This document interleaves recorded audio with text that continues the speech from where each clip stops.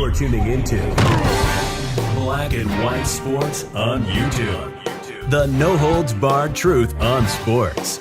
The main event starts now. All right, Black and White Sports supporters, we're going to talk about Russell Wilson and those ludicrous comments he made the other day about how he paved the way for Patrick Mahomes and his Super Bowl success. Now, I made a video on that, and I said, WTF? I started naming off black quarterbacks in the history of the league that I thought, you know, Doug Williams would love a word right now. Steve Air McNair would certainly love a word. Donovan McNabb would love a word. The fact is, there's been a lot of black quarterbacks that's made the Super Bowl, and frankly, what the hell's that got to do with anything anyway? What does race got to do with, you're all quarterbacks. I mean, quarterbacks, period. Not only that, but let's be real. Patrick Mahomes is twice the quarterback Russell Wilson ever hopes to be. There, I kept it real. And Russell will make the Hall of Fame eventually, but stop it, dude. Patrick Mahomes is a talent. We haven't seen 5 quarterbacks in our lifetime, regardless of color, that's got that skill level. That's just all there is to it. So, enter in 2 Broncos legends now. And Lord knows, especially from a media perspective, I'm not the biggest Shannon Sharpe guy in the world. But there's no doubt he was a top 5 tight end in the history of the NFL, and he's a Hall of Famer. Well, he has come out and he has crushed Russell Wilson for those comments. And so has Stink. That's right, Mark Schlereth. A very very damn good guy at offensive line. He's probably not going to make the Hall of Fame, but he's got a shit ton of rings. And what he's got is a lot of common sense in his commentary. And he has come out, he has gotten stone cold on Russell Wilson over his significance in that Legion of Boom Seattle Seahawks Super Bowl run. And he's just gotten raw about it. He's come out and said, dude, you were along for the ride. That was your significance to that Super Bowl that you won. You were along for the ride. All right? You wasn't this, one of these quarterbacks that led their team to a Super Bowl victory. You rode on the backs of Marshawn Lynch in the Legion of Boom, a generational defense, which he talks about. So let's take a look at this. Not too long ago, Russell Wilson helped lead the Seahawks to back-to-back Super Bowls, winning the first and then losing the second. Wilson recently spoke about how he believes that level of success he brought the Seahawks to help open the doors for other black quarterbacks. I just couldn't believe these comments, but he went there. Mr. Unlimited went there. Much has been said about whether or not that point is true, with Wilson himself coming out later saying full context matters with those quotes. One analyst and former player seems to disagree with Wilson that he was a key factor winning that Super Bowl with Seattle. On the latest episode of his podcast, The Stinkin' Truth, I've got to listen to this podcast, Mark Schlereth took umbrage with Wilson, seemingly implying that he led the Seahawks to those 2 Super Bowls and created opportunities for quarterbacks like Patrick Mahomes. Quote, let's not jump on the Patrick Mahomes bandwagon. That guy is as good as it gets. Exactly. And, oh, by the way, those Super Bowls that you went to, you had a generational defense, the Legion of Boom, that became the model in the NFL, and it did. Everybody started running cover 3. Everybody did. It became the model in the NFL at the time. Schlereth said about Wilson, we're going back to what? 2012, 2013? 2013, I believe, when they won that Super Bowl. After that, every team in the league started trying to play that match cover 3 that Seattle and Pete Carroll put together. It became the standard for defense for the NFL. Schlereth is correct in his analysis of Seahawks defense being a strength of their team during that period.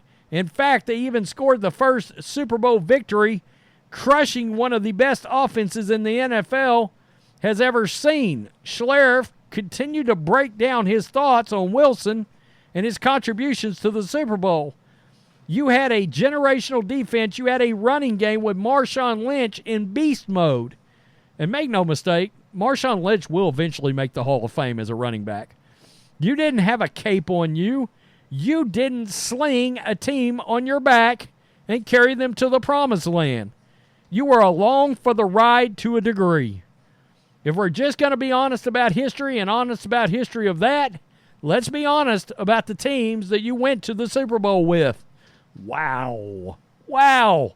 Nothing Schlereth said is new information, but it does have some truth to it. Wilson probably doesn't win a Super Bowl without such a great team around him. Was he the driving force for his team as Brady or Manning was? No, but those are two quarterbacks Wilson faced in the Super Bowl, and if not for one of the craziest sequences in NFL history, he would claim that he had beaten both guys. Yeah, but without that defense, there's no chance. There's no shot. Okay, so let's be real about that. So, there's Mark Schlereth putting his proverbial foot in Russell Wilson's ass over those comments.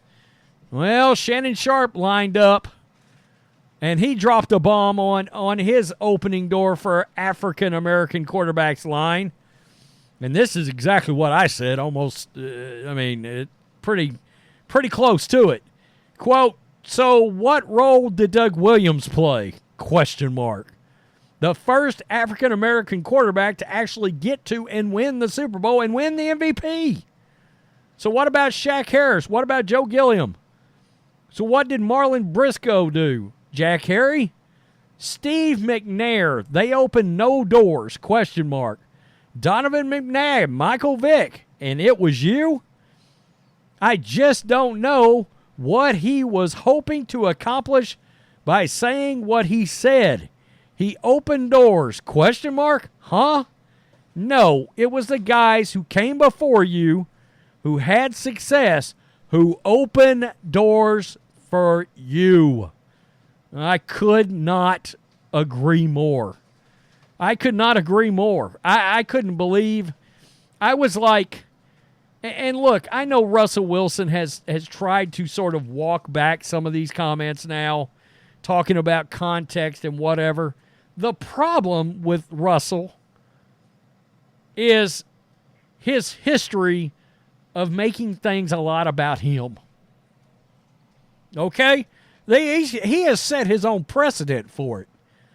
And because of that ego, Mr. Unlimited, and all of the attitudes that have now become famous that people have talked about while you were in Seattle, been talked about involving Denver, well, that's why you're getting crushed over these comments.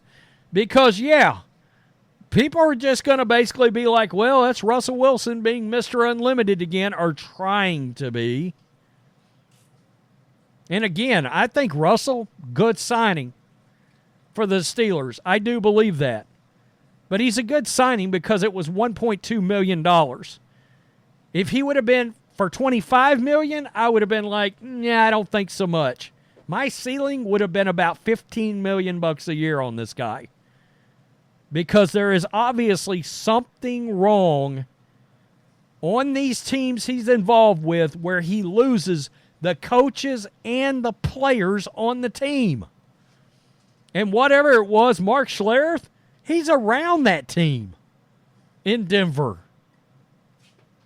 I mean, we heard when Russell got beaten by the Seahawks, Pete Carroll said, I love it for all the old guys.